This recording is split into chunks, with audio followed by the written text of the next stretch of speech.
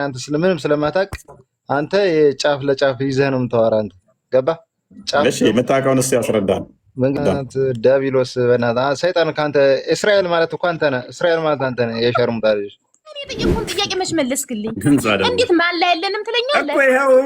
እንዴት ነው ከእናንተ እንዴት ነው ሰው ከእናንተ ጋራ ምን አይነት ሰው ነው? ቆይ ምንድን ነው ማለቴ? ለምንድን ነው ማላ የሌላችሁ? ለምንድን ነው አትምሩም? እናንተ ፈጣሪ የላችሁ? እናንተ ሪከርድ ያርጉኝ ዛሬ ከፈለጋችሁ ማለት ነው።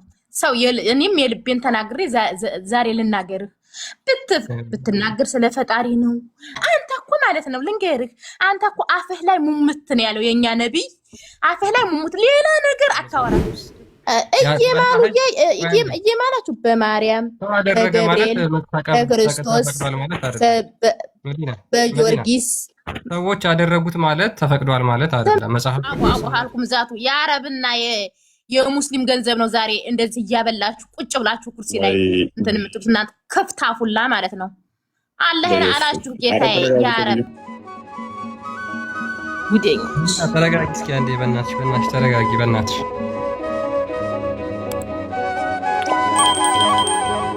ተቂያ ከሰራ ቤስት ነው። በተረፈ አላህ ራሱ ስለዚህ ጉዳይ ቢጠየቅ አያውቅም። እኔ ሙሐመድ ራሱ ቢመጣ የምጠይቀው ጥያቄ ነው። 10 ጥያቄ ብጠይቀው እርግጠኛው የምነግራችሁ 9ኙ ሰምቶት አያውቅም። ምንድን ነው እሱ የምጠይቀኝ ወይ ብሎ ፌንት ነው የሚነለው። አንዷን ሰምቷት ሊመልስ ይሞክርና መልስ ያጣል። የሚመልስ ይመስለዋል፣ መልስ ግን ያጣለታል። እርግጠኛው የምነግራችሁ ለነዛ ላይ ለሶስት ጥያቄ 15 ቀን የጠፋ ሰውዬ ለተራ ጥያቄ ነው አይደል? ያው እሱን ለተራ ጥያቄ ውሻ ገብታብኝ ቤቴ ውስጥ ሞታ ነው ምናምን ነገር 15 ቀን ሙሉ ቤት ውስጥ ውሻ ሞታ ስገማ አይታወቀውም እንዴ? አልጋ ስር ውሻ ሞታ 15 ቀን ሙሉ ይጠነባል። አንድ ውሻ ከሞተ አይደለም 15 ቀን ሙሉ 4 ቀን ቢቆይ 4 ቀን እናንተ ከባድ ነው። 4 ቀን 2 ቀን ቢቆይ አይጠነባም እንዴ? አይ ደግሞ ውሻዎች ሲሞቱ ደግሞ ገንዳ ውስጥ ነበር እየወሰደ የሚጥላቸው፣ የቡዳ ገንዳ ውስጥና እሷ ውሻ ብቻ ተለይታ መሐመድ ቤት ውስጥ 15 ቀን ሞታ ቆይታ ነበር። አይ የሚገርመው ደግሞ ሽንቱንም የሽንቱ አልጋ ስር ነበር የሚያስቀምጥ 15 ቀን ሙሉ ውጭም ካልወጣ ሽንቱንም አልጋ ስር ሲያስቀምጥ እንዴት አያያትም? ያቺ ኢትዮጵያዊቱ ሽንቱን የጠጣችሁ እንዴት አታይም? ቢያንስ መጨረሻ ላይ እኮ እሷ ነች ያገኘችው። አልጋ ስር ስትጠርግ በ15ኛው ቀን ከስር የሞተ ውሻ አገኘች።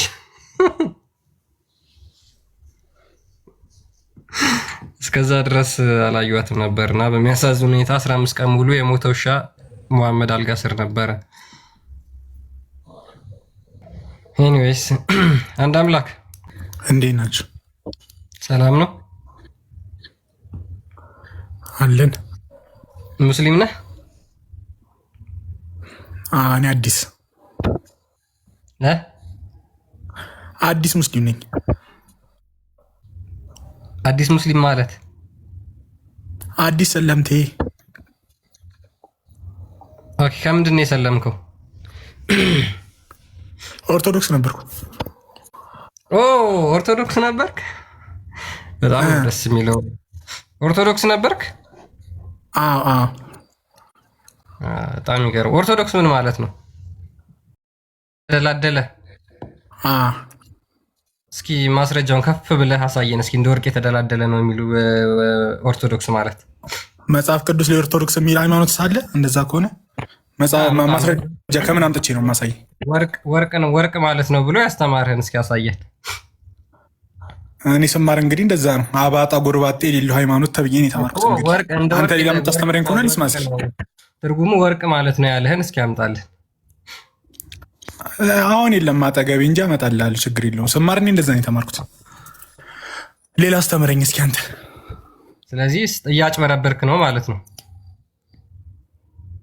ለምን ታጭበረብራላችሁ? ምንም ማጭበረበር የለም ከመሰለ ችግር የለውም። ለምን ታጭበረብራላችሁ? ኦርቶዶክስ ተዋህዶ ክርስቲያን ነኝ። ምን ነው ሌላ የምተነትንል ነገር የለም? ልተንትንል ከፈልክ እያጭበረበርክ ነው። አንድ አምላክ ለምን ታጭበረብራለህ? ኦርቶዶክስ ማለት ወርቅ ማለት ነው አልክ። እንደዚህ አይነት ትርጉም ማን የሰጠ? መጀመሪያ ነው እንደዚህ አይነት ትርጉም ያለ የተስተካከለ አባጣ ጎርባጤ የሌለው ሃይማኖት። እሺ ወርቅ ላይ ሳይሆን የምታተኩር ሌላው ምን አታተኩርም? አንድ አምላክ። ኦኬ እሺ፣ አሁን ጥያቄያችን ትመልሳለህ። አላህ አደምን የሰራው እንዴት ነው? አላህ አደምን የሰራው እንዴት ነው? ከጭቃ በምኑ ነው የሰራው? እኔ እንደዚህ አላውቅም። አዲስ ሰለምቴ ነኝ ያልኩ ለዚህ ነው። የማውቀው ነገር እየተማርኩ ነው ገና። ኦኬ ስለዚህ ምንም ሳታውቅ ነው የሰለምከው ማለት ነው? አየው እውነት ባላገኘም ያው እና እዚህም እውነት የለም። ለዛ ነው እኮ አላህን አስተምሮ አይደል ያሰለሙህ። አሁን አላህ ላይ ትቀጥላለህ ማለት ነው። እሺ ችግር የለም እኮ አላህ እጅ አለው ብለህ ታምናለህ? ፍጡር ከሱ ጋር አይመሳሰልም። የእናንተ አምላክ ነው ከፍጡር ጋር የሚመሳሰለው። ስለምን ፍጡር ነው እያወራ ያለው? አላህ እጅ አለው ብለህ ታምናለህ ወይ ብዬ ነው የጠየቅኩህ። አላምንም ነው ምላሽ እኮ። ፍጡር እሱን አይመስልም አልኩ ማለት አላምንም ነው። ሙስሊም ቢናገረው የሙስሊም ጭንቅላት ብላችሁ ለመሳቅ የሚቀርባችሁ ነበር።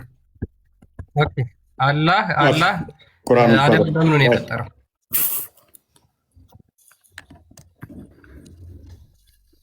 ኦኬ አንበበው ይሄን ክፍል አረብኛ አልችልም፣ በአማርኛ ላንብብላችሁ። አንበበው ችግር ነው። አላህም ይላል ኢብሊስ ሆይ በሁለት እጆቼ ለፈጠርኩት ለመስገድ ምን ከለከለ?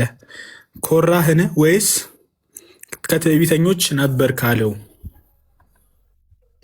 በምኖች ለፈጠርኩት አለው። በሁለት እጆቼ።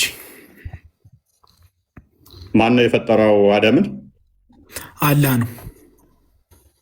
በምኑ ነው የፈጠረው? በሁለት እጆቼ። እንዴ ወደረፈኝ። ኦኬ ፍጡር ነው ሁለት እጅ ያለው ብለህናል፣ እናመሰግናለን። አላህ ሁለት እጆች አሉት ማለት ነው። እሺ እንደዛ ከሆነ አዳም የእናንተስ አዳም ቢሆን በእግዚአብሔር ምሳሌ ነው አይደል የተፈጠረው? ስለዚህ እንዴት እግዚአብሔርም ቢሆን ሁለት እጅ ሁለት እግር አለው? ወይ ተረጋጋ። ምን ብለህናል? የእናንተ አምላክ ነው እጅ ያለው፣ የእኛ አምላክ እጅ የለውም። ከፍጡር አይነገርም። ተረጋጋ። አለው ወይ ደጋግሞ ሲጠይቀው የለውም ብለሃል። አሁን ደግሞ በሁለት እጆቼ አደምን ለፈጠርኩ ሲል ለማን ነው ሲል አላህ አደምን የፈጠረው በሁለት እጆቹ ነው። ተስማማን ያለ። ስለዚህ አላህ ሁለት እጆች አሉት የሉትም? እግዚአብሔር ጋሻ ነው ይላል የእናንተ መጽሐፍ። ስለዚህ እግዚአብሔር ጋሻ ነው እንኳን ሆነ። አዎ መከታችን ነው። እንኳን ሳይሆን መልስልኝ እንድንማማር ነው እየገባን ያለ ነው። ችግር የለውም። አዋልኩ ቀጥል። አሁን አንተ ላይ ምን ልቀጥል? አላህ ሁለት እጆች አሉት የሉትም እያለ ነው እንግዲህ ቁርአኑ። አዎ ኦኬ ሁለት እጅ ካለው ደግሞ ፍጡር ነው ብለሃል፣ እናመሰግናለን። እሺ ሎክ ራሱ ባመጣው ፐርሚስ መሰረት እጅ ያለው ፍጡር ነው፣ አላህ እጅ የለውም ብሎ ነበረ። አሁን እዚሁ አፈርም አድርጎልናል ልጅ እንዳለው።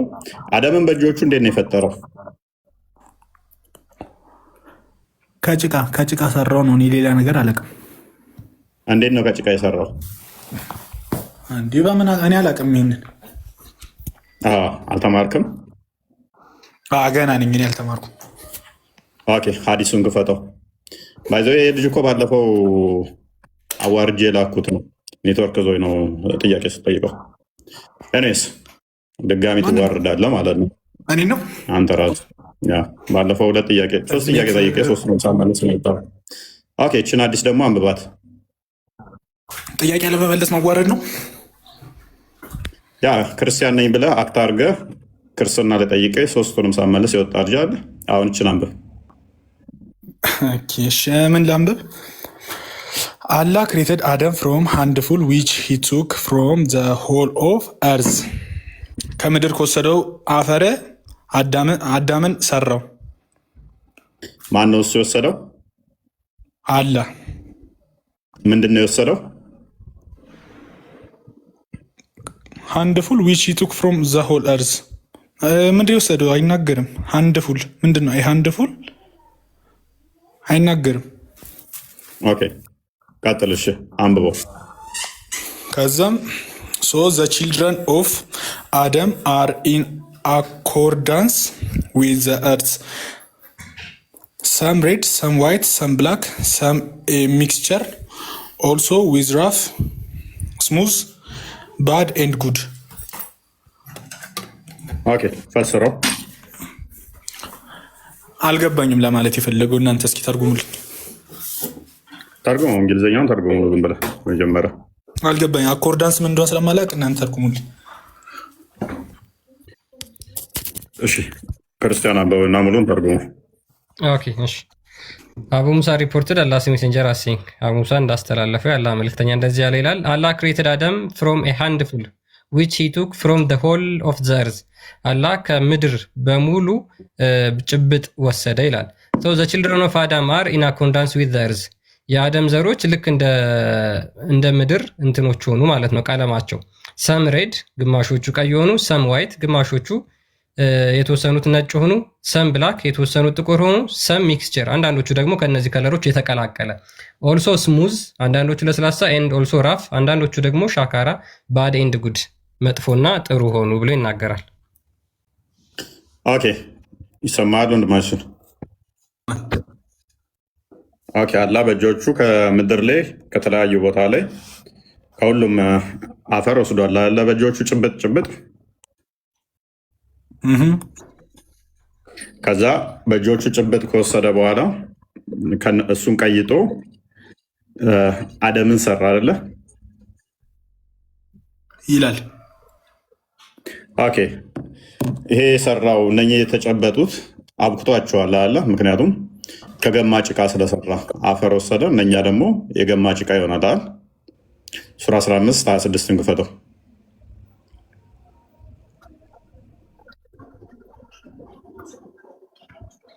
ከምድር ላይ የወሰደው ምን አይነት ጭቃ ይሆናል? እፎይ እኔ እዚህ ጋር አሁን እስልምናን እኮ ያዋረድክ ሳይሆን እኮ ክርስትናን ከፍ አድርገህ እኮ ነው ሰውን የምታስተምረው። እኔ አሁን እንደኔ ማለት ነው።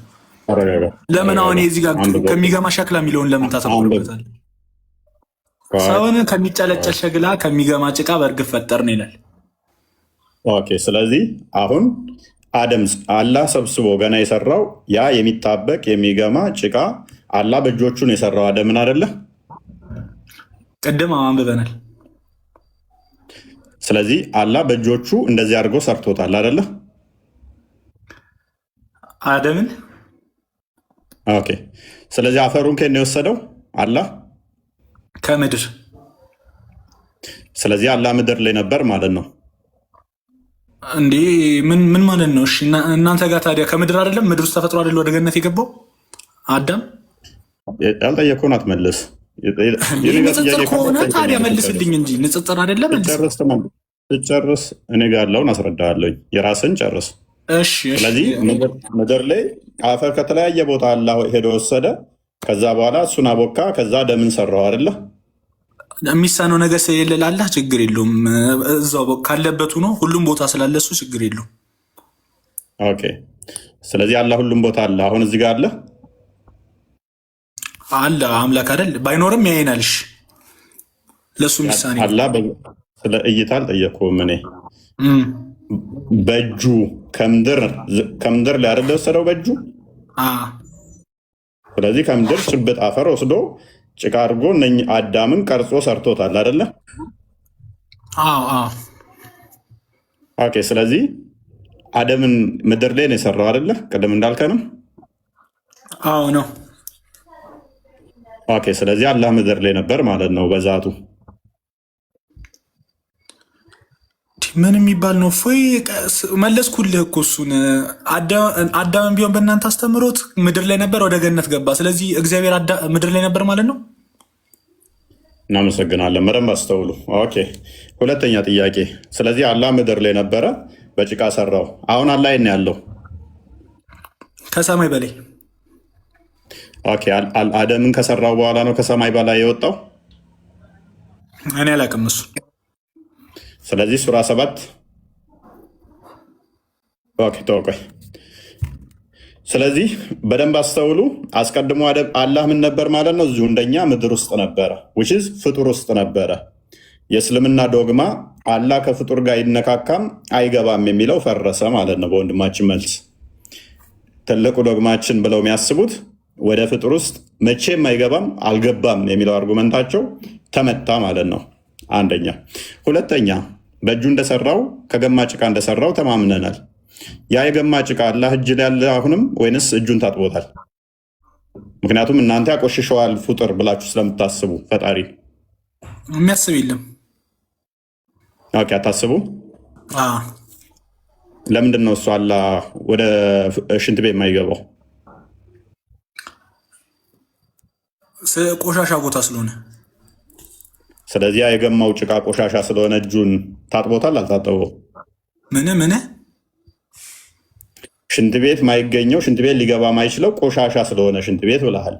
አላህ በእጁ የገማ የሚገማ ሽንት ቤት ላይገማ ይችላል። እኔ ሽንት ቤት ብገባ ምግብ ሁሉ ቁጭ ብላ ልበላበት ትችላለ። እንዴት ሰራተኛ ይፏ እንደምታደርገው ብታይ። እና ያ የገማ ጭቃ የሰራው አላህ በገማ ጭቃ ሲሰራው እጁን ታጥቦታል ወይንስ አልታጠበውም? በሚገማ ጭቃ ብሏልና ፍጡር ከመኖሩ በፊት ያ ጭቃ ይግማ አይግማ ማንም አላየውም። እና የገማ ጭቃ የተባለው ከአላህ አንጻር አላህ ገምቶት ነው፣ ማንም ስላልነበረ ያኔ ለፍጡር እንደሚገማና እንደማይገማ ስለሚያውቅ ከዛ ለእኛ እየነገረን ለእናንተ ይገማ ነው እንጂ እኔን ገምቶኛል አይልም። ስለዚህ ከሚገማ ጭቃ የፈጠረው ኦኬ አላህን አይገማውም ስለማይለው ኦኬ። ስለዚህ ሽንት ቤት ነው የሚገማው። ሽንት ቤት አይመጥነውም ነው ለሱ። ቤተ መቅደስ ውስጥ ሽንት ቤት ማለት ቤተ መቅደስ ውስጥ ሽንት ቤት የሰገራ እንደማይጣለው ሁሉ ስለማይመጥነው ነው። የገማ ጭቃ ግን በእጁ ሲያቦካ ይመጥነዋል። አያገባውም። እሱ አያገባውም። ምን ያገባ እንዳትለው ቆየት ብላለሁ። አያገባውም። እሱ አላህን እየተናገረ ያለው ኦኬ ፋይን። ስለዚህ ማያገባው አላህ የገማ ጭቃ ቦካና ሲፈጥር እጆቹ 5 ጣቶች አሉት፣ መዳፍ አለው። 5ቱም ጣቶቹ ነክተውታል ጭቃውን። በምን አውቃለሁ ይሄንን? እፎይ በምን አውቃለሁ ይሄንን? በምን ያውቃል ማለት እኔ በምን አውቃለሁ? እንደሚያውቅ ነገር እኮ አክት እያደረግክ ነበረ። አይ ያው ሎጂካሉን ስናስበው ያው አንተ ሎጂካሉን አይደለ 5ቱንም ጣት ነካው ምን አለው እያልክ እየነገርከኝ ያለው እኔም ሎጂካሉን ነው ለማመለስ ጨበጠ ከተባለ አንድ ነገር ሎክ ጨበጠ ከተባለ ሊሚቴሽን አለው ማለት ነው፣ ገደብ አለው። ሎክ ጨብጦ በእጆቹ አፈር ጨብጦ በሁለት እጁ ከሰራበት ያላ ጭብጥ አፈር መስራት የሚችለው አደምን ከሆነ አላህ መጠን ያለው የተገደበ በቂያማም ቀን የሚታይ ስለሆነ እሱ ፍጡር ነው እያልኩ ነው። በተዘዋዋሪ አምላክህ ፈጣሪ ሊሆን የማይችል ነው። ምክንያቱም በስፔስ እና ፕሌስ ውስጥ የተገደበ የሆነ ነገር ጨብጦ መያዝ የሚችል ሎክ እንደ ግዑዝ አካል ጨብጦ መያዝ የሚችል ከዛ ያንን አጠፍጥፎ ደግሞ አብክቶ የሚሰራ በስፔስ እና ፕሌስ ውስጥ የተገደበ ስለሆነ በስፔስ እና ፕሌስ ላልከው ምን ማለት ነው? አልገባኝም። የተገደበ የሚለውን ምንድን ነው? የተገደበ ማለት ግራ ቀኝ ፊት ኋላ ያለው መጠነ ልክ ያለው ማለት ነው። መጠነ ልክ ያለው ፍጡር የሚያካልለው የሚያካብበው የሚያዋስነው ከሆነ እሱ ፍጡር ነው። እለይስ ክርስቶስስ ቢሆን ታዲያ የሰው ስጋ ለብሶ አልመጣም? ታዲያ እንደዛ ከሆነ ፍጡር የሚያካልለው ካልሆነ አምላክን ክርስቶስ ማለት እንግዲህ ስጋ ለብሶ መጣ። እኛ ክርስቶስ በስጋ የተገለጠ አምላክ ነው እንጂ ብለን ምናምነው በደንብ አስብ። መለኮት አስቀድሞ ስጋ አለው ብለን አናምንም። የእኛም ባህሪ ገንዘብ አደረጋላችሁም አይደለም። ስለማውቀው ችግር የለውም። የሚከብድም አይደለም ለኔ እኮ አዳምጠኝ።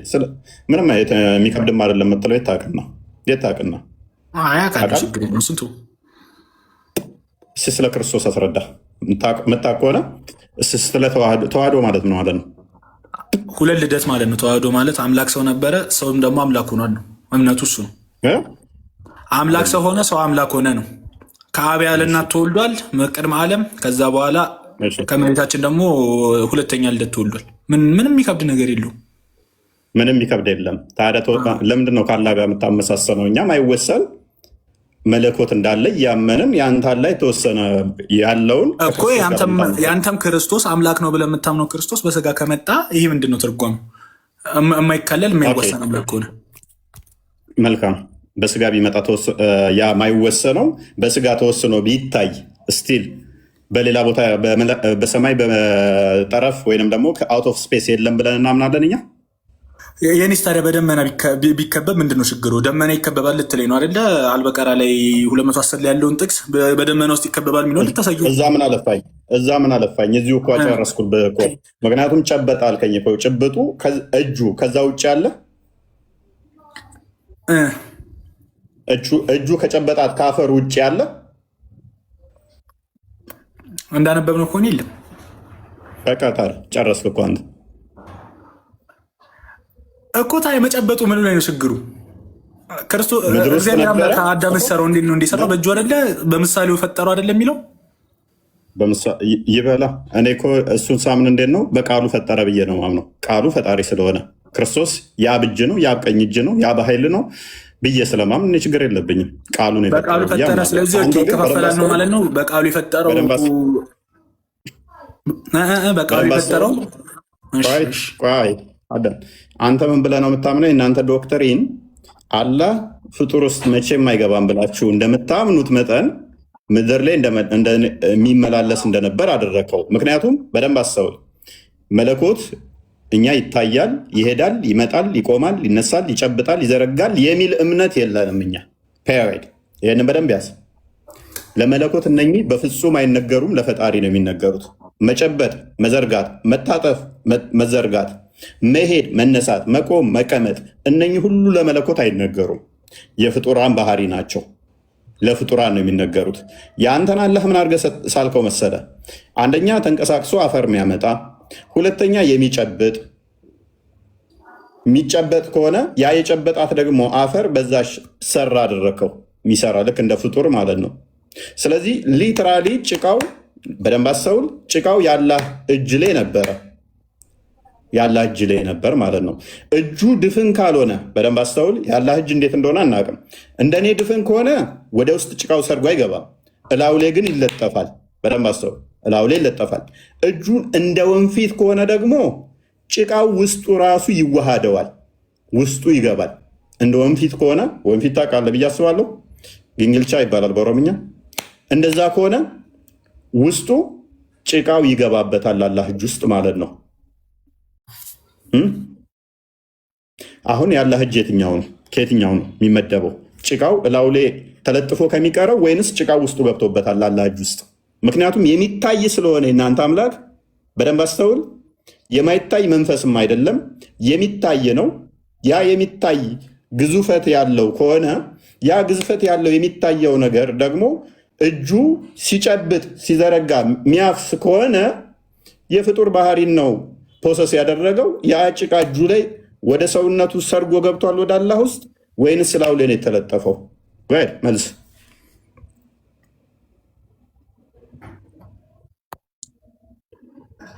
መልስ እየጠበቅህ ነው። ይሄን አላውቅም፣ ይቅርታ።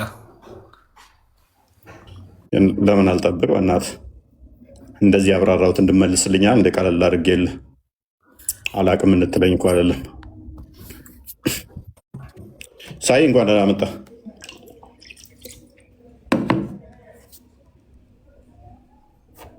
ጠይቄ ብሄድስ ቅር ይልሃል?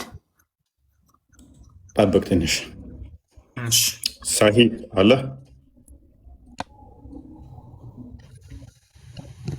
ናችሁ ክርስቲያን ሁላችሁም ሰላም ነው። በርቱ እየሰማ አለን። ስላየው ስላወራው ደስ ብሎኛል። በርታ። ክርስቲያን ቀጥልሽ። እሺ ሳይ ሰላም ብለናል። እንኳን ደህና መጣ። ያ ሙስሊሞች ምንድነው አላህን የተገደበ አካል አድርገው ስለሚስሉት ነው እነዚህ ሁሉ ጥያቄዎች የሚመጡት ማለት ነው። በባህሪው የተገደበ ነው፣ በቦታ ኦኩፓይድ የሚያደርግ አካል ስለሆነ ማለት ነው። አካሉ ከቦታ ጋር የሚነካካ በቦታ የተገደበ ስለሆነ በጣም ብዙ ጥያቄዎች ይመጣሉ። በቦታ አንድ ነገር በቦታ የሚገደብ ከሆነ በቃ ምንም ሌላ ብዙ ማብራሪያ አያስፈልግም፣ ፍጡር ነው። በቦታ የሚገደብ ከሆነ በቦታ ሊሚትድ የሚሆን ከሆነ አንድ ነገር በባህሪ በቦታ የሚገደብ ከሆነ ፍጡር ነው በኤሰንሱ ማለት ነው። ስለዚህ የሙስሊሞች አምላክ ደግሞ በኤሰንሱ በባህሪው የተገደበ ነው፣ ከአርሽ በላይ ነው። በባህሪው ይታያል፣ መታየት የሚችል ነው።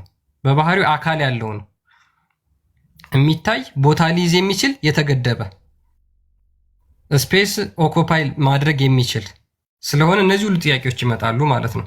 ስለዚህ እጁ ፊዚካል እጁ የሚታይ ከሆነ ፊዚካል ከሆነ ከጭቃ ሲያቦካ ከጭቃ ጋር ተነካክቷል፣ ጭቃ ተለጥፎበታል ማለት ነው። ኦኬ አላህ ጭቃ መለጠፍ ለነሱ ምንድነው ማለት ነው? ሰው እንዴት አምላክ ወደ ምድር መጥቶ ሰው ይሆናል የሚለው ትልቅ ጥያቄ ይፈጥርባቸውና ይሄ ነው የአምላክን ክብር ይቀንሳል ብለው የሚያምኑት ራሳቸውን ስለሚጸየፉ ማለት ነው፣ ቅድም እንዳልኩት። ነገር ግን ጭቃ የገማ ጭቃ ግን እጁ ላይ ሲለጠፍበት ለአላህ ክብር ነው። የገማ ጭቃ ከሰው ማለት የሰው ልጅ የሆነ ባሪያ ፍጡር ነው የሚሆን ለመግለጽ ነው እንጂ ምንድን ነው ግን ነው ማለት ነው አይደለም። ገና የተፈጠረበት ነው። ገና እንደሚፈጠርበት ከሚገማ ጭቃ በደንብ አስተውል። ከሚገማ ጥቁር ጭቃ በእርግጥ ፈጠር ነው።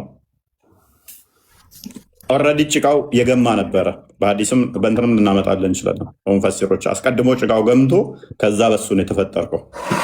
ዋና ፖይንታችን እኛ የሚገማ የማይገማ በደንብ አስተውሉ። እኛ ክርስቲያኖች ፈጣሪን የሚያቆሽሽ ምንም ነገር የለም። ፈጣሪን የሚያቆሽሽ አንዳች ነገር የለም።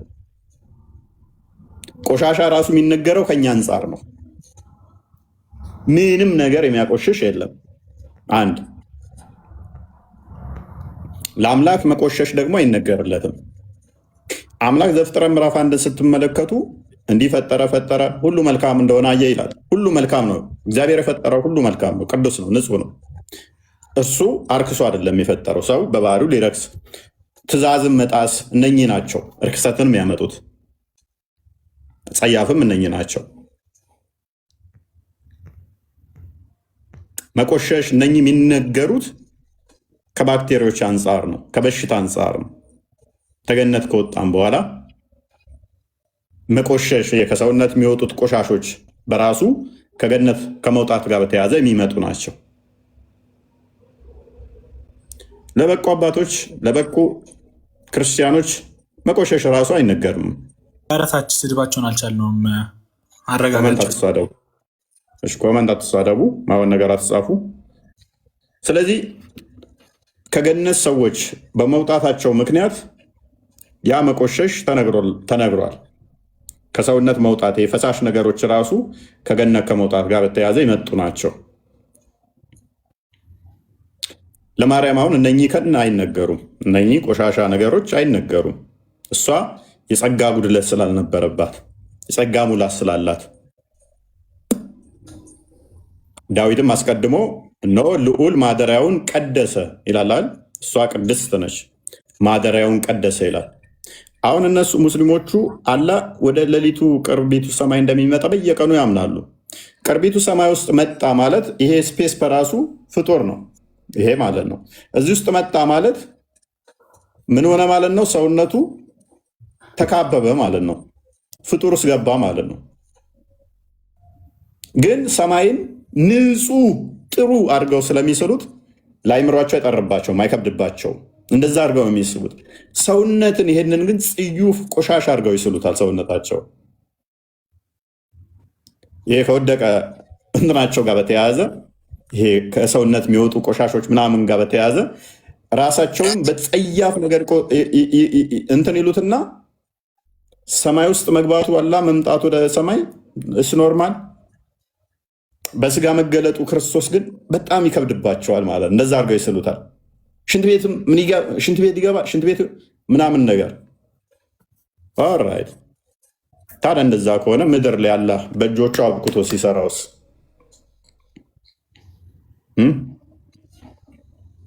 ክርስቶስ ቃል አስቀድሞ የነበረው ሁሉን የፈጠረው የእኛን ስጋ መልበሱ ስጋን መዋሃዱ ቃል እንደዚህ ከከበዳቸው አላህ እጆቹ ላይ ጭቃ ሲያቦካ እንዴት ነው የሚያዩት? አንድ እጆቹ ድፍን ካልሆኑ ቆሻሻው ጭቃው መግባቱ አይቀርም ወደ ሰውነት ውስጥ ወደ አላህ ውስጥ ጭቃው ይዋሃደዋል ማለት ነው። ጣቶቹ የሚቆጠሩ 5 ስለሆኑ ጨበጠ ከተባለ ደግሞ 5 እንደዚህ መታጠፍ አለባቸው። ጨበጠም ብለው ስለሚያምኑ ማለት ነው። መዳፉ ላይ እነኚህ እንትን ብለዋል ማለት ነው። ስለዚህ እነኚህ ክፍተቶች ካሉት ጭቃዎቹ አንድ ወደዚህ ፍጭረቅ የማለታቸው ቻንስ ሰፊ ነው። አሌስ እንደው አላሉም እንኳን ብንል ጭቃው እዚህ ላይ የመለጠፍ ቻንሱ ሃይ ነው። እጁ ድፍን ከሆነ ደግሞ መጨበጥና አፈር መያዝ ከቻለ እንዲህ መዘርጋት መታጠፍ የሚችል ከሆነ በደንብ አስተውሉ። መታጠፍ መዘርጋት የሚችል ከሆነ የአላህ እጅ የተገደበ ነው። ምክንያቱም እንዲህ ስል የሚታጠፈው የሚዘረጋው በምን ውስጥ ስለሆነ በስፔስ እና ፕሌስ ውስጥ ስለሆነ ይሄ በስፔስ ውስጥ ነው እንዲህ የሚዘረጋው። ክፍተት ስላለ በፍጡር ውስጥ ነው የሚዘረጋው። ስፔሱ ከኔ እጅ ስለበለጠ ነው ልዘረጋበት የቻልኩት። ይሄ ድፍን ቢሆን ስፔስ ባይኖር እንዲህ ቢል ያው ልዘርጋ ብል እንኳን አልዘረጋም። ይሄ ራሱ ፍጡር ስለሆነ ስፔሱ ማለት ነው። ስለዚህ ከስፔሱ ስለሚያንስ ነው የአላህ እጅ እንዲህ ሊጨበጥ ሊዘረጋ የቻለው። ያ የተጨበጠው አፈር የጨበጠው እጁ ድፍን ከሆነ ቆሻሻው ጭቃው ወደ ውስጡ አይገባም፣ እላው ላይ ግን ይለጠፋል። የሚጣበቅ ጭቃ ስለሚል ማለት ነው። እሱንም አዘጋጀው ክርስቲያን።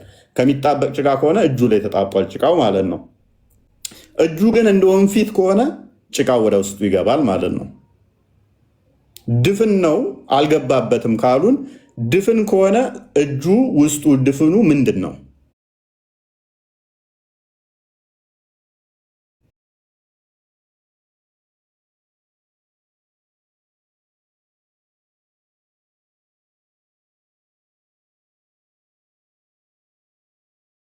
አሉት ማለት 1 2 3 4 5 ተብለው የሚቆጠሩ ናቸው። ክፍተቶች አሉት ማለት ነው። ክፍተቶች ካሉት ነሰሰርሊ ሲጨበጥ ጭቃው የመውጣት ቻንሱ ሃይ ነው ማለት ነው። ጭቃው የመውጣቱ ቻንስ ከፍተኛ ነው። አይወጣም ማለት አይቻልም ማለት ነው። ይሄንንስ እንዴት ያስማሙታል? ይሄንን እንዴት ማስታረቅስ ይችላሉ? ምክንያቱም አይነካካ የሚለው በምንም ተአምር ከዛ ውጭ ስለማይመጣው ማለት ነው። ቀጥርሽ ይሄ ጭቃው ደግሞ የሚጣበቅ ነው። ይሄ ጭቃው የሚጣበቅ ጭቃ ግሙ ጭቃ የሚጣበቅ መሆኑ ደግሞ ሱራ 37 ቁጥር 11 ላይ ምን ይላል? ጠይቃቸው እርሱ በአፈጣጠር ይበልጥ የበረታ እነርሱ በአፈጣጠር ይበልጥ የበረቱ ናቸውን ወይስ እኛ የፈጠር ነው? እኛ ከሚጣበቅ ጭቃ ፈጠር ናቸው ይላል። ጭቃው ራሱ ምንድነው? ስቲኪ ነው፣ የሚጣበቅ ነው ማለት ነው። ስለዚህ ይሄ የሚጣበቀው ጭቃ አላህ እጅ ላይ ተጣብቋል ወይስ አልተጣበቀ? እርስ በራሱ መያያዝ የሚችል ከሆነ ጭቃው አላህ እጅ ላይስ ተያይዟል ወይስ አልተያያዘም? አንድ ላሳያችሁና አንድ ተፍሲር ሂስትሪ ኦፍ አጠበሪ ቮሊዩም 1 ስለ ክሪኤሽን ስለ ፍጥረታት የሚናገረው ላይ ፔጅ 263 ላይ እንደዚህ ይላል። ጋድ ኮዝድ አዳምስ ክሌይ ፈርመንት ቱ 40 ዴይስ። ይሄን ጭቃ ያቦካው 40 ቀን ሙሉ። እናንተ አሁን እህቶቻችን ቡኮ ስታቦኩ ስንት ቀን ነው? 3 ቀን ነው 4 ቀን ነው የምታቆዩት አይደለ?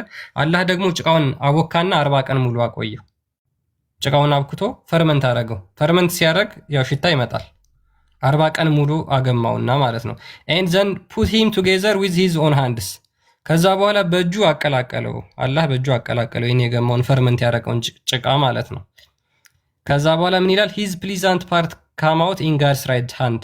ከዛ በኋላ ከዛ ከፈርመንት ካደረገው ጥሩ ሽታ ጥሩ ነገር የሚወጣው ከቀኝ እጁ የተነሳ ነው ይላል። and his pleasant part in God's left። ከዛ የሚያስጠላ ወይም ደግሞ አስቀያሚ ነገር የሚወጣው ከግራ እጁ የተነሳ ነው። ኦኬ ያላህ ግራ እጅ አስቀያሚ ነገር ነው የሚፈጥረው ማለት ነው። ቀኙ ጥሩ ነገር ነው ጥሩ ማለት ነው። የገማ ጭቃ ከገማ ጭቃ የተባለው አስቀድሞ የዘገነው አፈር ነበረ። ከተለያየ ቦታ ከቀይ ከጥቁር ከነጭ አፈር ዘገነ አላ። ከዛ እነኛ አፈሮቹ ደግሞ በግራና በቀኝ እጅ ነው። በደንብ አስተውሉ። ቀየጣቸው ይላል አለ። ከግራ እጁ ምን ሆነ? የሚገማ ጭቃ የሚገማ እንትን፣ ከቀኙ ደግሞ ጥሩ ሽታ ያለው። ስለዚህ እንዲገማ ራሱ ያደረገው ያላህ እጅ ነው ወይ? በግራ እጁ የዘገነው ኦኬ ሌሴ በግራ እጁ የሚገማ በቀኝ እጁ ደግሞ ጥሩ ሽታ ያላቸው አፈር ወጣ። አፈሩ አስቀድሞ እንደዚሁ ነበር። ከዛ ከቀኝ እጁ ሲወጣ የሚገማ ጭቃ ሆነ። ከግራ እጁ ኖ ከቀኝ እጁ ጥሩ ሽታ ነው አይደለ? ከግራ እጁ ደግሞ የሚገማ ከፈጠራቸው ራሱ ሌላ ታሪክ ደግሞ ይመጣል። ቀጥል። ያ ሶ ጋድ ዘን ዋይፕድ ሂዝ ሃንድ ዋን ዊዝ ዘ አዘር and so mixed both pleasant and unpleasant ከዛ በኋላ ምናል እጁን አራገፈና ይሄን ፕሊዛንትና አንፕሊዛንቱን አስቀያሚውንና ጥሩን ፓርት ቀላቀለው ይላል። that is why pleasant comes out forth from unpleasant and pleasant from unpleasant from the pleasant in man's constitution ሰው ከእንደዛ የተሰራው ጥሩ ከመጥፎ እንደሚወጣ መጥፎም ከጥሩ ፓርት እንደሚወጣ ብሎ ይናገራል። ስለዚህ የሰው ልጅ ከሱ መጥፎ ነገር የሚወጣው ከአላህ ግራ እጅ የተነሳ ነው።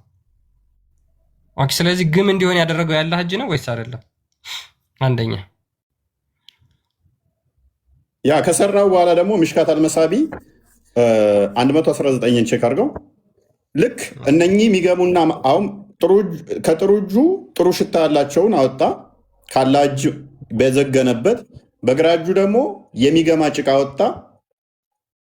አፈር ዘገና አስቀድሞ የግራ እጁ የሚገማ አደረገው፣ ቀኝ እጁ ደግሞ ጥሩ ሽታ የሚሆን አደረገው። ከዛ የሚፈጥራቸው ደግሞ ሌላ ታምር አለ። ጋይድ God created Adam when he created him and stuck his right shoulder and brought forth his offspring white like small ants ምን ይላል? አላህ አደምን ከሰራው በኋላ ቀኝ ትከሻውን መታው። ከዛ በኋላ ከሱም ደግሞ ነጫጭ ዘሮች ወጡ፣ ልክ እንደ ነጫጭ ጉንዳን የሚመስሉ ማለት ነው። and he stuck his left shoulder ከዛ በኋላ ደግሞ ግራ ትከሻውን መታው። አላህ ነው መቹ እንግዲህ and brought forth his offspring black as though they were charcoal ከዛ በኋላ እንደ ከሰል ድንጋይ ጥቋቁር የሆኑ ዘሮች ደግሞ ከግራ ትከሻው በኩል ወጡ። then he said to the part of his right side ወደ በቀኝ በኩል የወጡትን ዘሮች እንደዚህ አላቸው to paradise ወደ ገነት ሂዱ and I don't care ስለናንተ አያገባኝም አላቸው። and he said to the part in the left shoulder በግራ በኩል የወጡትን ዝርያዎች ደግሞ እንደዚህ አላቸው to hell ወደ ገሃነም ሂዱ and I don't care ስለናንተ አያገባኝም አላቸው። ስለዚህ አፈር ዘገና አላ ሁለቱን አቦካቸው፣ የሚገማና ጥሩ ሽታ። ከቀኝ እጁ ጥሩ ሽታ ያላቸው ወጡ፣ ከግራ እጁ ደግሞ ጥሩ ሽታ ያለው ጭቃ ቦካ አደረገ እና ሁለቱን እንትን ብሎ ሰራ። 40 ዓመት አቆያቸው። 40 ዓመት ባቆየበት ውስጥ ኢብሊስ ደግሞ አደም ውስጥ እንዴት እንደተጫወተበት አዘጋጅልኝ ጠበሪ በደንብ አስቀምጦታል። ከዛስ ያንን ሰውዬ አደምን ማለት ነው ስንት ክንድ አድርጎ ሰራው? 60 ክንድ አድርጎ ወይም ደግሞ 30 ሜትር አድርጎ ሰራው። ማ አለ። ከዛ ምን አደረገው? ቀኝ ትከሻውን ቿቿቿ አደረገና መታው። ከዛስ ነጫጭ ዘሮችን አወጣ። ቀጠለና ግራ ትከሻውን አደረገው። ተሰራው በኋላ አራገፈው። ከዛስ ጥቋቁር ዘሮችን አወጣ። ከዛ ቀኝ ትከሻው ላይ ነጫጭ ዘሮቹ ምን አላቸው? እናንተ የገነት ናችሁ አላቸው። ቀጠለና ግራ ትከሻውን መታ አደረገና ጥቋቁር አወጣ። እናንተ የገሃነም ናችሁ አላቸው። እስቲል በእጁን የነካቸው። አደምን የመጀመሪያ ሲፈጥረው ሃሎ አድርጎ ነው የፈጠረው። ክፍተት አድርጎ የሆነ ቦይ ነገር አድርጎ ነው የሰራው። ሃሎ አድርጎ ለመስራት ውስጡ ራሱ እንደዚህ እየገባ ምናምን ነበር ማለት ነው። ኦኬ አንብቦ አዲሱ አቡነ አንብቦ። በነገራችን ላይ አላህ ሰውን ተጫውተው ነው የፈጠረው ማለት ይቻላል። ማለት እንደዚህ አይነት አምላክ አለ ብለን አናምንም። የሆነ አድቬንቸር የሚመስል ነገር ነው እንዳለ ስለ ክሬሽን፣ ስለ አፈጣጠር፣ ስለ መጀመሪያው አደም አፈጣጠር ሊቃውንቶቹ እንዳለ የሚናገሩት አድቬንቸር ነው የሚመስለው። አዳምጡት። ይሄ ዘ ሂስትሪ ኦፍ አጠበሪ ቮሊዩም 1 ፔጅ 262 ላይ የሚገኝ ነው። ምን ይላል? ሶ ጋድ ክሬትድ አደም አስ ሂውማን ቢንግ አላህ አደምን ፈጠረው ይልና he was a body of clay for 40 years and exterior of Friday ምንድነው 40 ዓመት ሙሉ ምንድን ነበር? ጭቃ ብቻ ነበር። ጭቃ ቅርጹን ሰራውና አላህ ነገር ግን ነፍስ አልዘራበትም ነበር። 40 ዓመት ሙሉ ማለት ነው ሸክላ ብቻ ነበረ። when the angels passed by him they were frightened by what they saw መላእክቶች እንኳን ይሄንን የተሰራውን ሸክላ ሲያዩ ይፈሩ ነበረ። the angel most frightened was iblis ኢብሊስም ይፈራው ነበር ይላል። he would pass by him kicking him and thus make a body produce a sound like a potter clay does ምን ይላል? ከዛ በኋላ ኢብሊስ በዚህ ሸክላ ሲያልፍ ይመታውና ድምጽ ያወጣል፣ የሸክላ አይነት ድምጽ ያወጣል። ነካ ሲያደርገው የሸክላ ድምጽ ያወጣል ይላል። that is meant by where God say from salsala like pottery clay ሰው ከሚጨለጨል አፈር ፈጠር ነው የሚለው ከዚህ የተነሳ ነው የወረደ የቁርአን አንቀጽ ማለት ነው። then he would say what were you created for? He entered his mouth and left from his posterior. ከዛ በኋላ ኢብሊስ ምን ይለው ነበር? አንተ ለምንድን ነው የተፈጠርከው ካለ በኋላ በአፉ ገብቶ በቂጡ ይወጣ ነበር። ውስጡ ክፍተት ስለነበር ማለት ነው። then he said to the angels don't be afraid of that one. ይሄንን አትፍሩት ይላቸዋል ኢብሊስ መላእክቶችን ማለት ነው። for your lord is solid. አምላካችሁ የእናንተ አላህ ጠጣር ነው። whereas this one is hollow. ይሄ ግን ክፍተት አለው ይላቸዋል። አምላካችሁ ድፍን ነው፣ የኛው ግን ክፍተት አለው፣ አትፍሩት።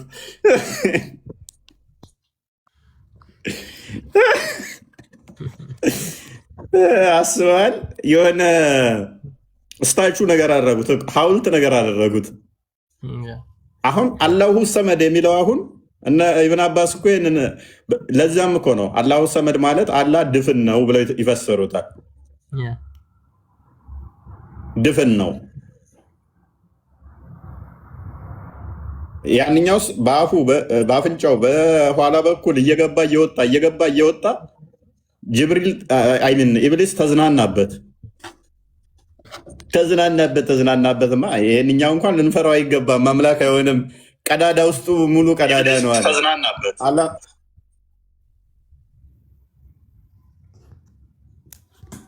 ይሄ በጣም አስቂኝ ነው። በአፈጣጠር ስነ ፍጥረት ላይ እንደዚህ አይነት ቀልድ የትኛውም ተአምር ላይ የለም፣ ሰምተን አናውቅም። ይሄ ፈጣሪ ሊሆን አይችልም እንደዚህ የሚሰራ። ይሄ ተራ ተረት ነው። አይ ፈጣሪ እንደዚህ አድርጎ ሰርቷል ካላችሁ ግን እንደዚህ አድርጎ ሰርቷል ይሄ እምነታችን ነው የምትሉ ከሆነ መቼ ነው ካላህ ከአርሽ በላይ የሆነው? ምክንያቱም እዚሁ በጭቃ እያቦካ ሕፃኑንን እንደተጫወት ነው ከሰራ። ሁሴን እንኳን አመጣ። ሰላም እፎይ፣ እንዴት ነህ? ይመስገነው። ይህንን እንዴት ነው እንዴት ታየዋለህ? እያየሁት ነው፣ ግን እንደዛ አይደለም። አደረገ ልንገርህ፣ ከአላህ በላይ አርሽ ነው ማለት ዓለምንም ሁሉንም የፈጠረ አላህ ነው። ገብቷል? ከአርሽ በላይ ነው ከአርሽ በታች ነው ብለህ አንተ ልለየው አችልም። ገባህ? የና ያለው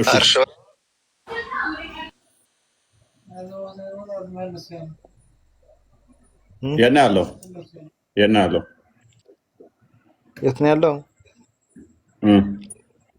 እንግሊዝ። አላህ እንግሊዝ ነው። ለንደን ሽርሽ ኳስ ጨዋታ ዛሬ ላይ ነው። የአርሴናል ደጋፊ ከሆነ ደስተኛ ነው ዛሬ። ወተት ግዛለት። አላህ አላልኩም እኔ ያልኩህ አንተ የት ነው ያለህ ያልክ መስሎኝ ነው እንጂ አላህ አላልኩም።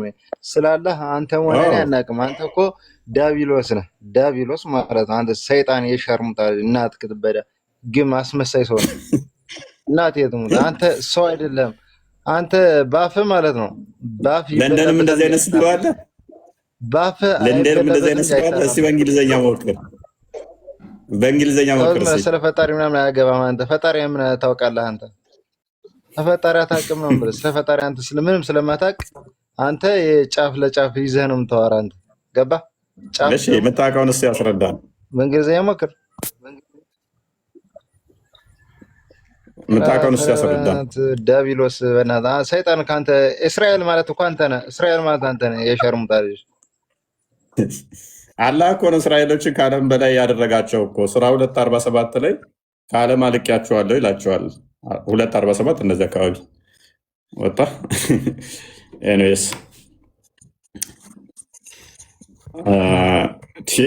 ድንገት ቀየር ብሎ አላህን ሊያስረዳኝ ብሎ ወደ ስድብ ሲከብዳችሁ አትሳደቡ ሙስሊሞች በተቻላችሁ መጠን።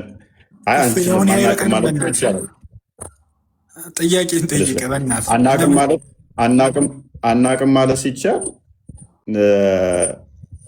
ሲከብዳችሁ ወደ ስድብነት መቀየር ኢስኖት ፌር ይቻለም። እንኳን ደህና መጣህ።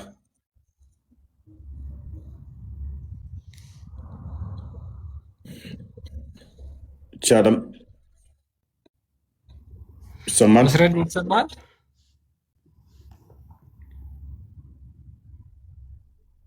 ቃል ሰላም ብለናል። መስረዲን አለ። እግዚአብሔር ይመስገን። እንዴት ናችሁ? እንዴት አመሻችሁ?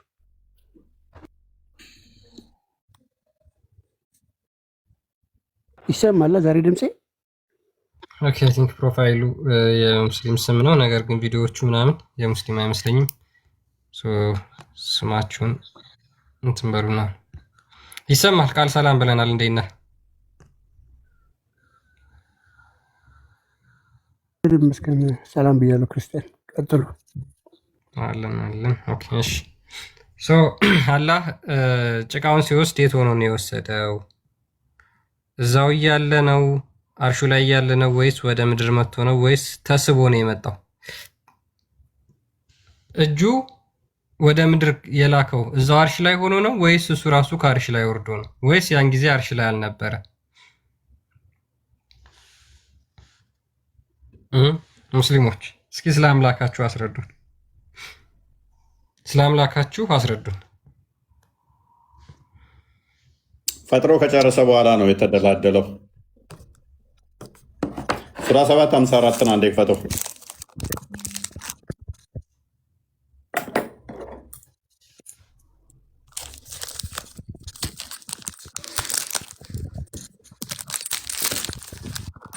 ያ ጌታችሁ ሰማያትና ምድርን በ6 ቀኖች ውስጥ የፈጠረ ነው፣ ከዚያም በአርሹ ላይ ተደላደለ ይላል።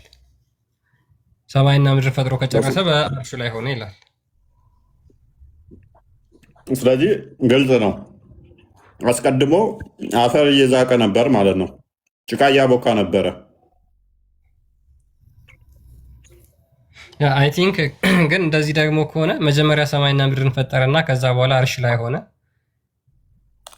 ከዛ በኋላ ነው የሰው ፍጥረት የሚመጣው። ከዛ በኋላ ከሆነ ከአርሹ ላይ ወርዶ ነው ሊፈጥር የሚችለው ማለት ነው፣ ጭቃ ሊወስድ የሚችለው። ይሄኛው እኮ ፍጥረትን ከጨረሰ በኋላ ነው። ሀዲሶች ይጋጫሉ። ይመጣል። ሌላም ቁርአን ላይ አለ፣ በመካከላቸው ያለውንም የሚል አለ። እንደዛማ ከሆነ ቁርአኑ ስለሚጋጭ ነው። ይህኛው 7 ቀን ነው፣ 6 ቀን ፍጥረት እንዳለቀ ነው። በሌላኛው ደግሞ 8 ቀን ይመጣ የለ 2 4 ቀን ስደምረው 8 ቀን ይመጣ። በ8 ቀን ውስጥ እንደጨረሰ ቁርአኑ ላይ ስለሚናገር ከሱኛው ቁርአን ጋር ይጋጫል። ሀዲሱን ተጨመርከው ደግሞ 7 ቀንም ይመጣል። ግጭት ነው እንደገና አሁንም እሱ። ስለዚህ አላህ ራሱ በስንት ቀን ፈጥሮ እንደጨረሰ ስለማይታወቅ ፎርሴክ ኦፍ አርጉመንት ግን ግጭቱ ተወውና አንዷ መረጃ ብቻ እንያዛት።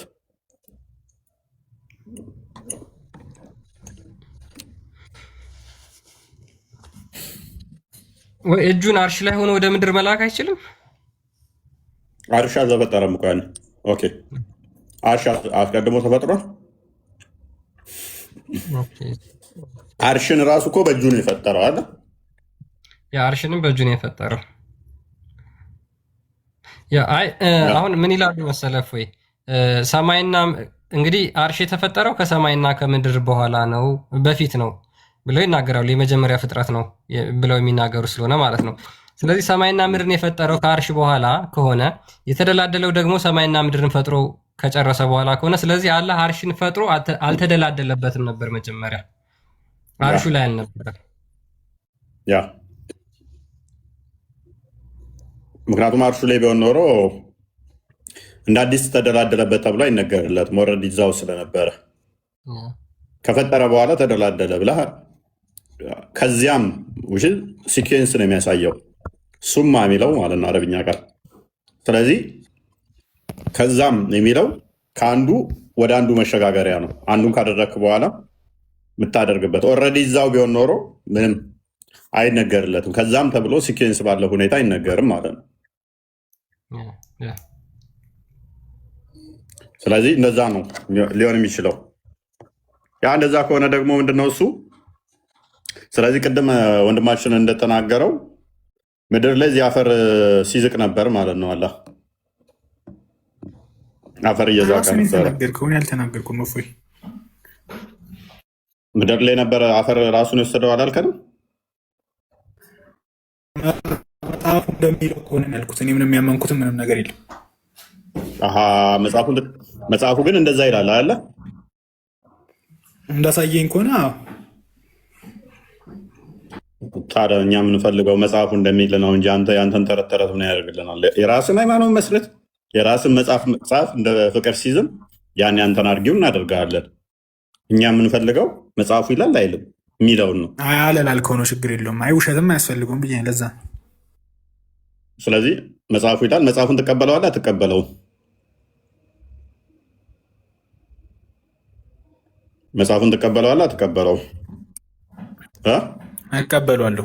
አተረጓጎመን ስላላወቅኩት ነው እንጂ እቀበሏለሁ፣ ችግር የለው። ስለዚህ የምትቀበል ከሆነ እኮ አስቀድመህ አንተ ራስህ ነግረህናል፣ ተስማምተህበታል።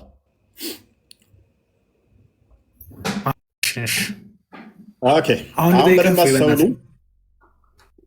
ጥያቄ በኋላ ላይ በደንብ አስተውሉ። እያንዳንዱ እነሱ እኛ ጋር የሚያነሷቸው ጥያቄዎች ከአምላክ ጋር በተያያዘ ስጋዊ ጥያቄዎች ናቸው፣ ተራ ጥያቄዎች ናቸው። እንዴት እንደዚህ ይባላል? ብዙ ጊዜ እኔ እንደ እንትን በቃ በሄድኩበት ሁሉም ያጋጥመኝ ነበር። አምላክ እንዴት ሽንት ቤት ይገባል ልትል ነው? አምላክ እንደዚህ ነው ምናምን። አይምሯቸው የሚያስበው ምንድን ነው? ከመቆሸሽ እንደዚህ ጋር ነው የሚያስበው። ራይት፣ እንደዛ ከሆነ እናጫውታችሁ እስኪ መልሱት። ይሄድ አላህ በእጁ ፈጠረው ሲባል እንዴት ነው የምታደርጉት? አላህ ሊትራሊ አራት ነገር በእጁ ፈጠረ ብላችሁ ታምናላችሁ? እንዴት ነው የምታምኑት? ይሄድ እጅ ሊትራለው የማንም የማይመስል ብላችሁ ታምናላችሁ? ያ እጁ ጭቃን ጨበጠ የያዘ የሚለውን እንዴት ታስማሙልናላችሁ? አይነካካም ካላችሁ ጨበጠ የሚለውን እንዴት ትፈቱታላችሁ? ሀዲሱን አንድ ያሳያችሁ፣ እንዴት አድርጋችሁ ታርሙታላችሁ? ሀዲሱን ዋብዮቹ በተለይም እንዴት ነው የምታደርጉት? ይሄንን መቼም ከፍጡር ጋር አይነካካም የሚለው አርጉመንታችሁ እዚህ ጋር ትልቅ የውሃ ቸንቧ አድርጋችሁ የምትቸልሱበት። አላህ ሊትራሊ ሁለት እጆች አሉት። እነኛ በሁለት እጆቹ ደግሞ አፈር ዘግኖበታል። አፈር መዝገን ብቻ ሳይሆን ከምድር ላይ እያንዳንዱ አፈር ላይ የሚገባና ጥሩ ሽታ አለው ብሎ ጣት አለው አይደል? አላህ 5 ጣቶች አሉት። ጣቶቹንም እንደውም ክፈትላቸው። ይህን አንብበውና ቅድሚያ አዲስ የመጡ ሊኖሩ ስለሚችሉ አንብበው። ይሄኛው ምን ይላል? አላህ ክሬትድ አደም ፍሮም ሃንድፉል ዊች ሂ ቱክ ፍሮም ዘ ሆል ኦፍ ዘ እርዝ። ምን ይላል? በፍኝ አፈር ወሰደ ከመላው እርዝ፣ ከመላው መሬት ማለት ነው። ሶ ዘ ችልድረን ኦፍ አዳም አር አኮርዳንስ ዊዝ ዘ እርዝ። ልክ ሰዎች የአደም ልጆች እንደዚህ ሆኑ። ሰም ሬድ፣ አንዳንዶቹ ቀይ ሆኑ፣ ሰም ዋይት፣ አንዳንዶቹ ነጭ ሆኑ፣ ሰም ብላክ፣ አንዳንዶቹ ጥቁር ሆኑ፣ ሰም ሚክስቸር፣ አንዳንዶቹ ደግሞ የእነዚህ ከለሮች ድብልቅ። ኦልሶ ስሙዝ ኤንድ ራፍ ባድ ኤንድ ጉድ፣ ለስላሳ ሸካራ፣ ጥሩ መጥፎ ሆኑ ብሎ ይናገራል። ስለዚህ ካፈሰው በእጁ በፍኙ ከወሰደው አፈር አንጻር ነው ከለራቸውም የተለያየው፣ ባህሪያቸውም የተለያየው፣ ልስላሴያቸውና ሻካራነታቸው እንኳን የተለያየው ከዚህ አንጻር ነው ማለት ነው። ያለዛ እኮ ነው አስቀድሞ ከፈጠራቸው በኋላ ገሃነምና ገነት የሚላቸው እኮ ለዛ ነው። ስለዚህ እኔ ባህሪ እንደዚህ እንዲሆን ራሱ የፈጠረብኝ ነው፣ የፈጠረኝ አፈር ነው። ኤግዛምፕል ሲያስቀምጡ አፈር እንደውም ኢትዮጵያ ነው የሚያስቀምጡት። ታውቃለህ? ለጥቁሮቹ ኢትዮጵያ ነው የሚያስቀምጡት።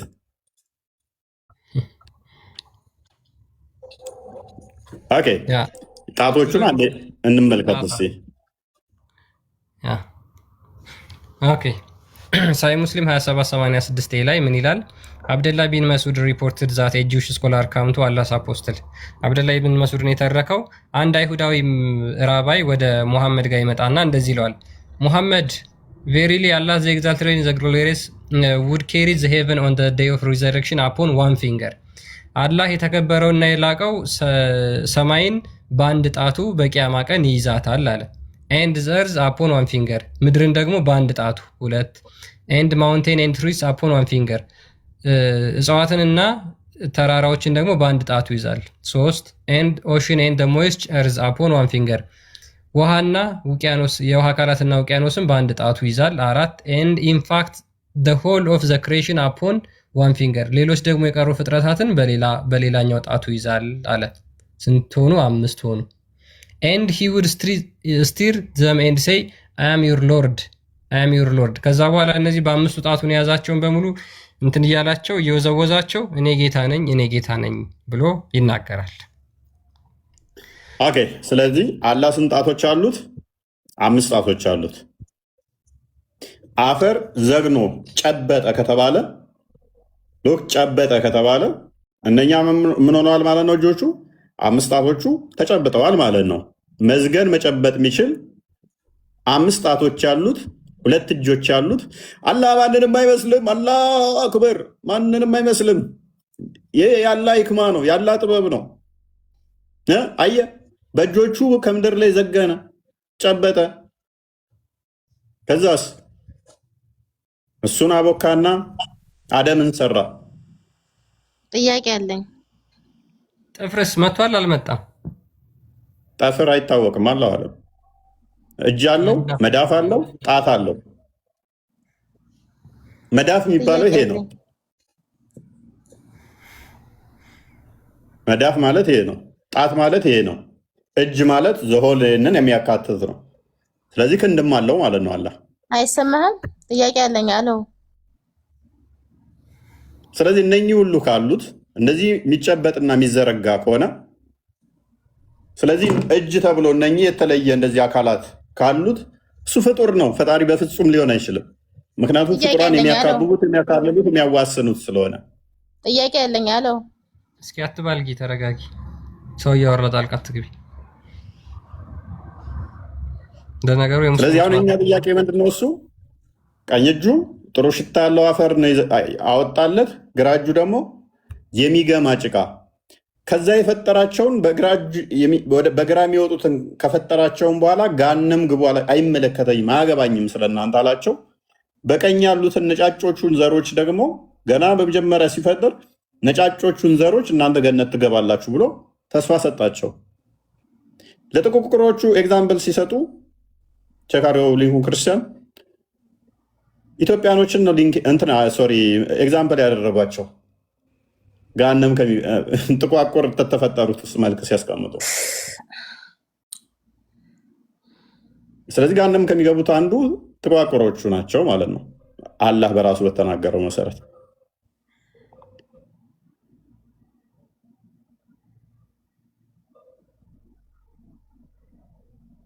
የሚቆጠር የሚለካ ስለሆነ ማለት ነው። ጥያቄ ያገኛል ወይ? አትመልስልኝም? ጥያቄን ልጠይቅህ። ቅድሚያ አውሪ ትንሽ። ሰምቼሻለሁ። እናንተ የምትምሉት በምንድን ነው? በማን ነው የምትምሉት? ስንት ማላ ነው ያላችሁ? ቅድሚያ ቶፒኩ ላይ ግቢ። ማላ አይደለም አሁን ቶፒኩ። በምንድን ነው የምትምሉት እናንተ? አንቺ ባላ ነው የምትመዩ? ባላ ነው የምትመዩ? አንተን አልጠየቅኩህም። አንድ ሰው ነው የሚመልስልኝ። እሺ ችግር የለውም። ቆይ ባላ ነው የምትመዩ? አንቺ ባላ ነው የምትመዩ? ምን ባላ ነው የምትመዩ? እኔ የጠየቅኩህ የኔን ጥያቄ መልስልኝ ወንድም። እኛ ጋር መሀል ላይ አይቻልም። እውነት ከሆነ እውነት፣ ሐሰት ከሆነ ሐሰት ነው የሚባለው። የማንንም ስም ጠርተሽ መማል አይቻልም። ቀጥታ አሁን አንቺ ባላ ነው የምትመዩ ወይስ አይደለም? አኪት እኔ ባላህ ነው የምምለው። በእጅ ውስጥ ትመያለሽ? ባላህ ነው የምምለው። አይ ባላህ ነው የምምለው። አንደኛ፣ ሁለተኛ ነገር እናንተ ማላችሁ ምንድን ነው? በምንድን ነው የምትምሉት እናንተ? እኛ እንምልም። በማርያም መሀል አይቻልም። በመጽሐፍ ቅዱስ እየማላችሁ በማርያም፣ በገብርኤል፣ በክርስቶስ፣ በጊዮርጊስ ሰዎች ያደረጉት ማለት ተፈቅዷል ማለት አይደለም። መጽሐፍ ቅዱስ እውነቱን እውነት ሐሰቱን ሐሰት በሉ። በምንም አትማሉ። በሰማይም ቢሆን አትማሉ፣ በምድርም ቢሆን አትማሉ። የትኛውንም ነገር ጠርተሽ መማል አይቻልም። ባጭሩ ስመልስልሽ የኛ ጋር ያለው ይሄን ነው። በአላህ እጅ መማል ይቻላል ወይስ አይቻልም? ሚውት አታርገኝ። እየተነጋገር ለምን አንተ ቀደም የምትላለህ? እኔ እኮ ዛሬ ተረጋግቼ ነው የመጣሁት። ኦኬ እሺ፣ በቀደም ተሳድብሽ ነበር። ምን አንተ ስንት እየተከፈለህ ነው? እፎይ ስንት እየከፈለህ ነው እንትን የምትልለት የምታነብለት? አሊማ እንትና መዲና ያ ዛሬ መረጋጋትሽን ካወሽ በቃ መለሰልሻል። እኛ ማላ አልተፈቀደም። እውነት ማላ አልተፈቀደም። ምን ነው ማላ በራሱ ይስጣላል። ፈጣሪ የላችሁም እናንተ? በቃ አዳምጪ። ፈጣሪ የላችሁ እንደሞኛ አትሁኝ። ኧረ በእናትሽ እንደሞኛ አትሁኝ። አይደለም ፈጣሪ የለ። አንተ እኮ ማለት ነው ልንገርህ፣ አንተ እኮ አፍህ ላይ ሙሙት ነው ያለው የኛ ነብይ። አፍህ ላይ ሙሙት፣ ሌላ ነገር አታወራም። ብታወራ ስለ ነብያችን ብትሳደብ ብትዘልፍ ነብያችንን ምን ብትል ነብያችንን። እኔ ደግሞ የጠየኩት ጥያቄ ዛሬ ቀላል ጥያቄ ነው። ጥያቄ ምን በምንድን ነው የምትምሉት እናንተ? ሪከርድ ያርጉኝ ዛሬ ከፈለጋችሁ ማለት ነው። ሰው እኔም የልቤን ተናግሬ ዛሬ ልናገርህ። ብትናገር ስለ ፈጣሪ ነው፣ ብትናገር ስለ መሐመድ ነው። እሺ በአለም ላይ እሺ ይሄን አልመለስክልኝም፣ ጥያቄን አልመለስክልኝም። አንደኛ ጥያቄ አንብቢ እስቲ። ሁለተኛ ጥያቄ ደግሞ በአለም ላይ አንብቢ።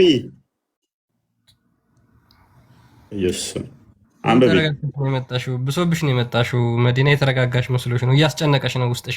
አንዴና አንብቢው እስኪ። ምንም ተረጋግቼ ነው የመጣሁት እኮ። አንብቢው። ምኑን ነው የማነበው?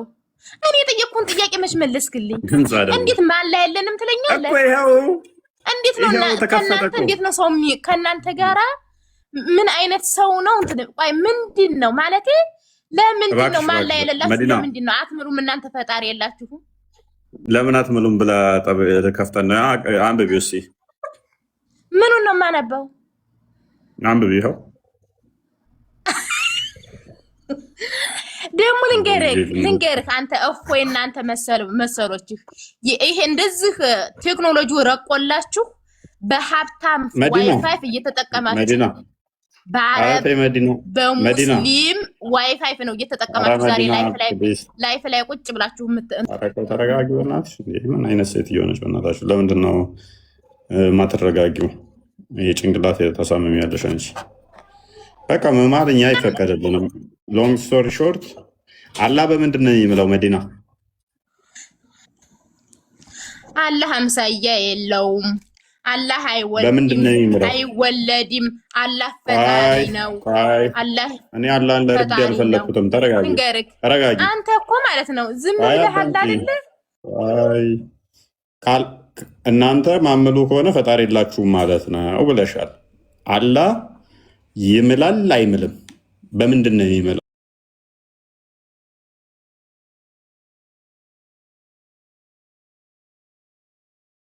ብሎ ይምላል። አላህ እንዴት ነው የሚምለው? አላህ እንዴት ነው የሚምለው? ምን አይነት ጥያቄ ነው አንተ የምጠይቀው? የእናንተ ፈጣሪ ማን ነው? ላሳይሽ እንደሚምል።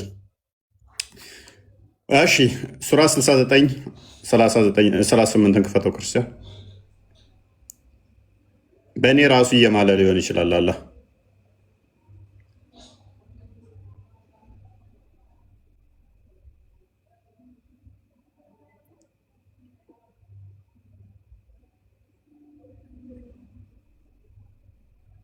ሚውት አታርገኝ። እኔ እያወራሁ ሚውት አታርገኝ።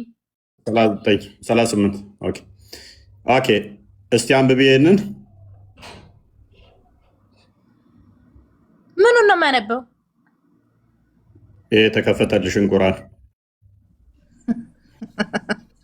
እስካለሽ አንተ እፎይ አዳምጪ። አላህ በምታዩም በማታዩም አላህ ይምልልሻል። ልንገርህ ሚውት እያረከኝ እኮ ነው። ደግሞ ሚውት እያረከኝ። አዳምጪ። ምን ብሉ ከሆነ የግዴታ ለመማል ፈጣሪ ያስፈልጋል ብለሻል። ማምሉ ከሆነ ፈጣሪ የላችሁም ማለት ነው ብለሻል። አላህ አዳምጪ። በምንድን ነው ማምሉ? አዳምጪ። ይሄ በሾህ ራሱን እንደዚህ በሾህ አዳምጪ። ግም ያቦካውን ጭቃ ያቦካው ነው እኮ እያመለክሽው ነው። እኔን እያየሽ ነው። አሁን በምታዩት እምላለሁ በማለቱ በእኔ እየማለ ነው። እፎይ ይቅር በለኝ፣ እፎይ አቃጠልከኝ፣ እፎይ ተሰቃየው፣ በእፎይ ይሆን እያለ በእፎይ እየማለ ነው። በምታዩ እምላለሁ ስላለ ማለት ነው። ስለዚህ አምላኩ ነው ይማለላል። እናንተ ኮሜንት ነው ምንድን የምታረጉትና አቡ አልኩም ዛቱ የአረብና የሙስሊም ገንዘብ ነው ዛሬ እንደዚህ እያበላችሁ ቁጭ ብላችሁ ኩርሲ ላይ እንትን የምትሉት እናንተ ከፍታፉላ ማለት ነው። አላህን አላችሁ ጌታዬ። የአረብ ጉደኞች ተረጋጊ እስኪ አንዴ። በእናትሽ ተረጋጊ። በእናትሽ እናንተ ቁጭ ብላችሁ ምንም እኮ ጥቅም የላችሁም እናንተ ጭራሽ እኛ ጥሩ ነገር እያረጋችሁልን ነው ያላችሁ። አይገርምም? አንተ ራስህ ማለት ነው አንተ እጅህ ብቻ የሚታየው የፎይ አሽከር ስንት እየከፈለህ ነው? እኛ ክፍያችን እናንተን የሚያገኛት እየከፈለህ ነው አይደለ? እኛ ክፍያችን እናንተን ከጨለማ መውጣት ነው ክፍያችን ውስጥ ነው። ሌላ ክፍያ የለንም። ና አይደለ? ፕሊስ ተረጋጊ። ና አይደል? እስኪ አንዴ ተረጋጊ። ኧረ በስመ አብ መንፈስሽን በጣም የተረበሽ ነው። እንዴት ነው የምትኖሪው ከሰው ጋር ግን? በስመ አብ። ኧረ አንተ እንዴት ነው የምትኖረው ከሰው ጋር በውሸት እንትን እያለ? አረበኛ መንበብ ትችላለህ? ቁጭ ብለህ አንድም ነገር ተኛ አታዋጡልንም። ባህልፍልህ እስኪ አላህ ይታርጊ። በቃ ትረብሽ ተሽዬ መጣው ብለሽ አንተ ገገማ ማለት ነው። አንተ እፎይ የምትባል ሰውዬ አንተ ከብት እንስሳ አንተን የሚከተሉ ማለት ነው። ግን የሚከተልም ደግሞ የለም ሲጀመር ምንም አንቺ ላይ ተከተለሽ እያዳመጥሽ ነው። እኔ ወላሂ አንተን ሳይ ማለት ነው ወዴ ላይ ይለኛል፣ ያስታውከኛል። አውዝ ቢላ እና አሁን እያስታወቅሽ ነው። ጥሩ ነው። እፎይ በቃ ጉልበተኛ ብቻ ነው የምትሰማው። አሁን እሷን አዳምጥ። ኧረ እባክህ አዳምጥ። ጥሩ ነው። ወደስ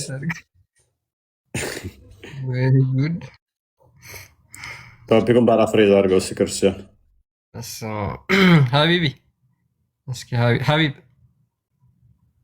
አቅቶኛል። ምንም አይደለም፣ ዝም ብያለሁ።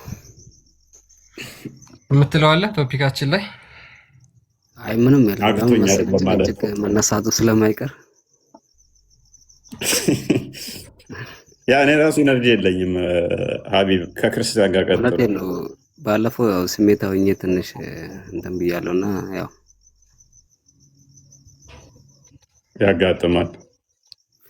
ዛሬ ተሻሽያለሁ እንደ መዲና እንዳትሆን ዛሬ ትቻለሁ አልሰድባችሁም ብላ አይቶ መዲና ሳይሆን የተናገረው ነገር ሊኖር ይችላል። ወርዳብን ሄደች የስድብ ማዕትን።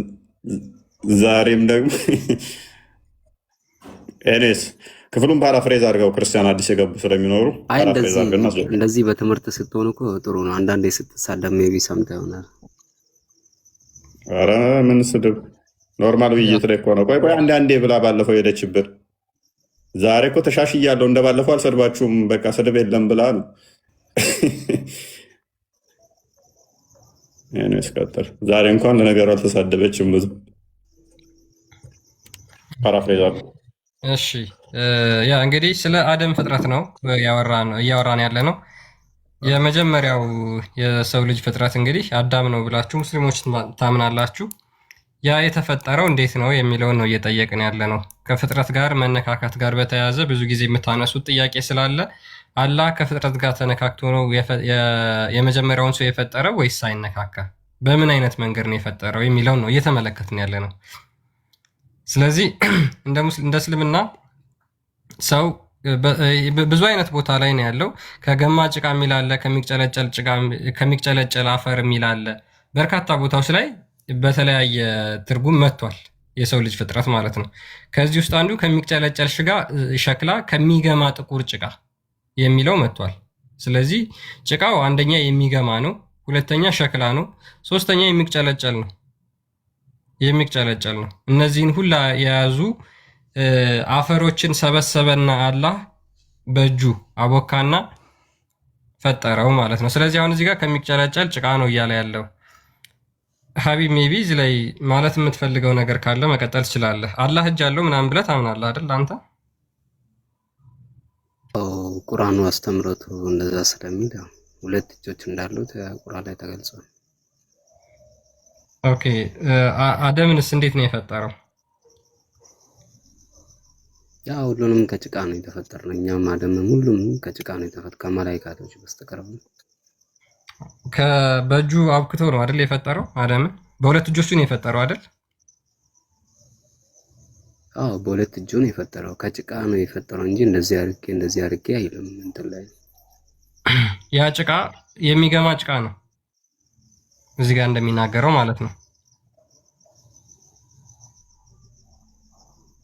ያው ሶነንና አፈር አይደለም ተንቀሳቃሽ አፈር። ያው አፈር እኮ ያው ጥሩ ነው ቆንጆ ነው ምናምን ብለን የምንለየው አይነት አይደለም። አፈር ነው በቃ። ኦኬ ስለዚህ ይሄ የሚገማ አፈር አላህ ነክቶ ነው አይደል የፈጠረው? ማለትም በሁለት እጆች የፈጠርኩት ስለሚል ማለት ነው። አላህ የሰውን ልጅ እንትን ዲፌን ለማድረግ